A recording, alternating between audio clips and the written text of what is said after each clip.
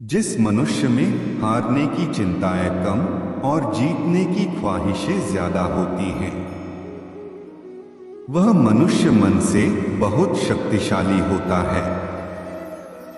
जीवन में सब कुछ हासिल कर लीजिए या गंवा दीजिए, मगर अपने स्वार्थ के लिए किसी का इस्तेमाल मत कीजिए।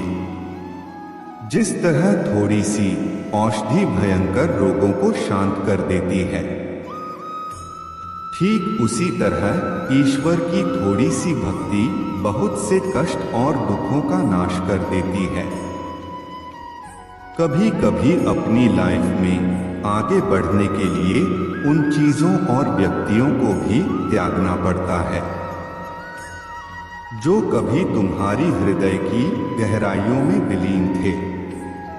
भगवान श्री कृष्ण कहते हैं कि इस मृत्यु लोक का हर प्राणी, चाहे वो मनुष्य हो या पशु पक्षी हो या फिर पेड़ पौधा हो, हर सांस लेने वाला प्राणी अपने जन्म के साथ मृत्यु को भी लेकर आता है। हर प्राणी को एक ना एक दिन निश्चित क्षण पर मरना अर्थात अपना शरीर त्यागना ही पड़ता है। भगवान श्री कृष्ण कहते हैं कि मनुष्य को चाहिए कि फल की इच्छा त्याग कर कर्म को अपना धर्म समझकर करे, क्योंकि जो भी मनुष्य फल प्राप्ति की इच्छा करता है, उसका मन फल के बारे में सोचकर अपने कर्म और कर्तव्य से विचलित हो जाता है और उस इंसान को वो फल प्राप्त नहीं होता है जिसकी उसने इच्छा की हुई थी। इस विश्व में केवल शरीर मरते हैं, लेकिन आत्मा अविनाशी है। शरीर के मरने पर भी आत्मा नहीं मरती है। भगवान श्री कृष्ण कहते हैं कि आत्मा न कभी जन्म लेती है और न कभी मरती है। वो अजन्म, नित्य, सनातन और पुरातन है, जो शरीर के मारे जाने के बाद भी नहीं मरती है। जो सचमुच ज्ञानी होते हैं वो ना उनका शोक करते हैं। जो मर गए हैं और ना ही उनका शोक करते हैं। जो अभी जिंदा है, भगवान श्री कृष्ण कहते हैं, मनुष्य के शरीर का एक अदृश्य अंग है मन, जो दिखाई नहीं देता, परंतु वही इस शरीर का सबसे शक्तिशाली हिस्सा है। मनुष्य को में के घमंड की मदिरा पिलाकर मदहोश करने वाला पाखंडी केवल ये मन ही है।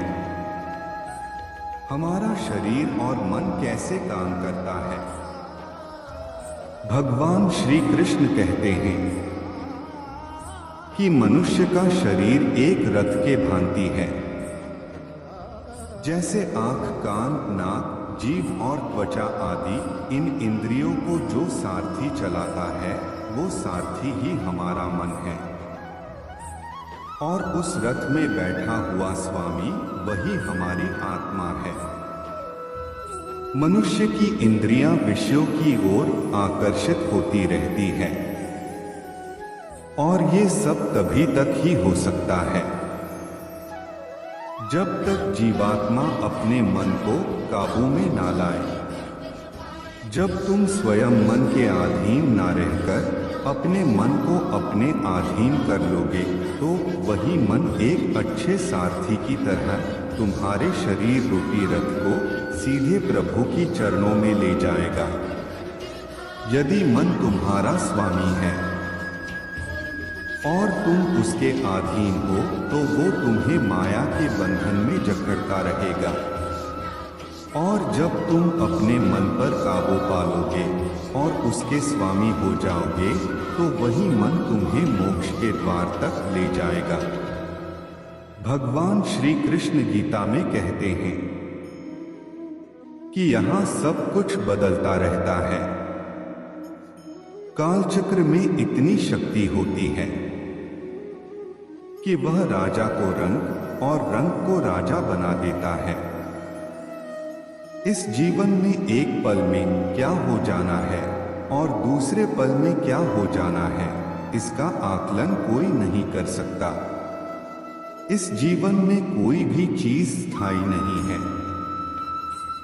हर एक चीज शुरू होने के बाद उसका अंत अवश्य होता है और फिर नई चीज शुरू होती है। जीवन में दुख आते हैं तो कुछ पल के बाद सुख भी आते हैं।